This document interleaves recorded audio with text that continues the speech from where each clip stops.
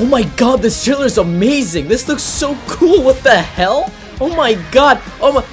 Wow, that just ruined everything, didn't it? Sonic Racing CrossWorlds is some of the most excited I have ever been when it comes to any video game of the year. I mean, from that beta alone, I had so much fun playing the game. And after now playing Mario Kart World and seeing that trailer at Summer Game Fest, I was so excited for the game. We got Hatsune Miku, Like a Dragon, and goddamn Persona here now. And with all of the leaks with so many different other characters coming from so many different franchises, I was just so overjoyed at this game until I saw the price tag.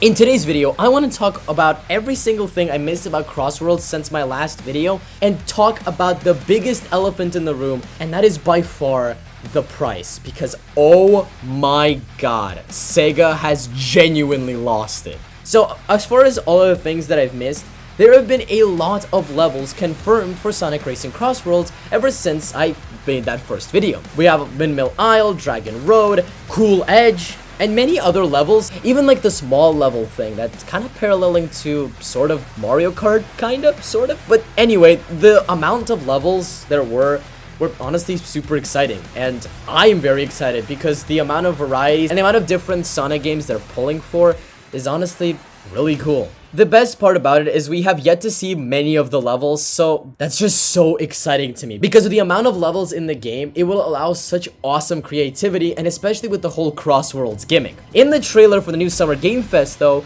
we got to see some announcements for not only brand new collaborations of Sega IP, but also non-Sega IP. First of all, we got Hatsune Miku, which I know all the Miku fans are going insane about it, which, you know, fair enough. She looks awesome. I'm excited to play as her. We have Ichiban from Like a Dragon, which is kind of ridiculous, and I'm super excited to be able to play as him because honestly, he's so out of place with all these other characters and it's super fun. And we have Joker from Persona, which looks fantastic, and I'm super excited for that too. And the big non-Sonic collab that was just announced is Minecraft. And not only do we get Minecraft stages, but honestly, we got so many skins, and it looks so cool. I was actually screaming my ass off. Yeah, safe to say I was super excited for this game, and I still certainly am.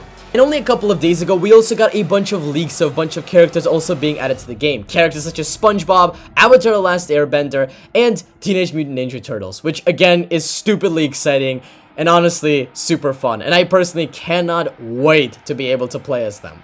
And with all that being said, CrossWorlds was genuinely lined up to be my favorite racing game. Like, I'm gonna be honest, before I started looking at the website and its prices, I was about to name this video, Sonic Racing CrossWorlds will be the greatest racing game. That was until the prices finally came out. Base Sonic Racing CrossWorlds costs a ridiculous $70, while the Digital Deluxe Edition costs a horrific $90. The Digital Deluxe Edition comes with two things: the Sonic Prime characters and a brand new pass that allows you to essentially get those cross-world characters, I guess, but basically characters from the non-Sonic franchise, which is cool and all, and potentially offers a $20 jump because you are getting a ridiculous amount of characters, brand new tracks, and many more. But at the same time, just simply because of the base game being $70, this is ridiculous. $70 for base game is already really bad, but $90 for the Digital Deluxe Edition is genuinely insane. I don't know what kind of rocker Sega is currently on because this is so honestly unlike them. I mean, yes, they're a company that, yes, would like to charge more money to be able to make more money. But the simple fact that we got Shadow Generations and Sonic Generations bundled together, two fantastic video games, and the former being the best Sonic game, for $50 base and $60 for its Digital Deluxe Edition, which offered a bunch of things, is ridiculous. Because I have no idea what happened in the last span of year for this game to cost this much money. The state that CrossWorlds is currently in, and no matter what they're throwing at us, this game will never be worth $90 in the slightest, or $70 for that matter, because a kart racer should never cost that much.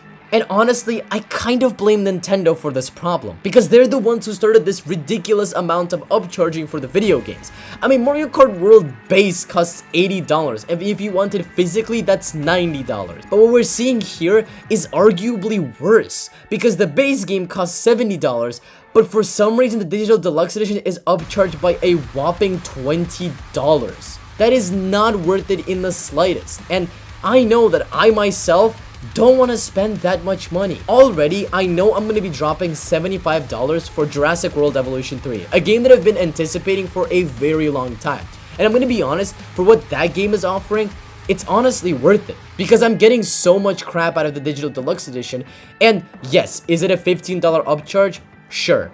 But at the same time, it feels slightly more worth it. But even then, $15 is a ridiculous price, much less $20. The amount of love I got from Sonic Racing CrossWorlds when playing it in its beta is not an understatement. I loved this game. I loved it so much. I loved almost every single second of playing that game. The amount of leaks and the amount of things that are coming to the game, yes, are very cool. But if you don't get the season pass, then you don't get these characters. And that's kind of a pain in the ass, because honestly, I would much rather be able to play with these characters. I mean, these are childhood characters of a lot of people who really love them. I kind of feel that even these companies that Sega partnered up with are what pushed this price. And that sucks, because no video game, no matter what, should ever cost, even with its Digital Deluxe Edition, that much money. The amount of things we're getting out of this game is amazing. It's amazing to say the absolute least. But the amount of money Sega's charging is just not worth it. On stream, I was genuinely going through the 5 stages of grief as I was realizing that I had to spend $80, because that's what I assumed at the time, on Sonic Racing CrossWorlds Digital Deluxe Edition. But now I feel so much worse considering the game costs so much more.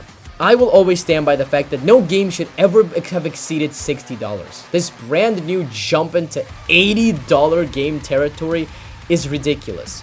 But a $20 upcharge for the Digital Deluxe Edition is mental.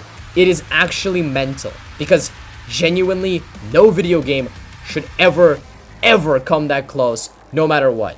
Sega would have made so much more money had they priced the game at $50 and made Digital Deluxe Edition $60 like Shadow Generations, because that would have been a much cheaper and much better alternative to Mario Kart World. And yet here we are with this ridiculous price, and with so many people just simply saying, yes, I'm not gonna be buying the game. And I can't even blame them for it.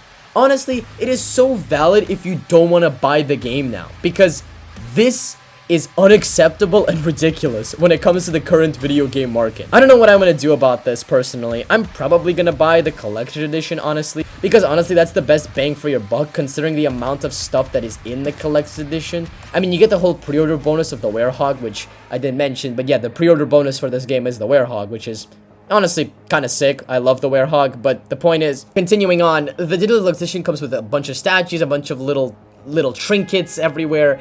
And I don't know how much it's gonna cost, but if it's gonna cost even the same amount as Shadow Gens' collector's edition, I'm gonna grab it. Shadow Gens cost $50, while this game costs $20 extra for a game that I know for a fact I won't have as much of an enjoyment as Shadow Generations, because we're comparing a fully fledged 3D Sonic game. Sure, it's short, but still, to a kart racer.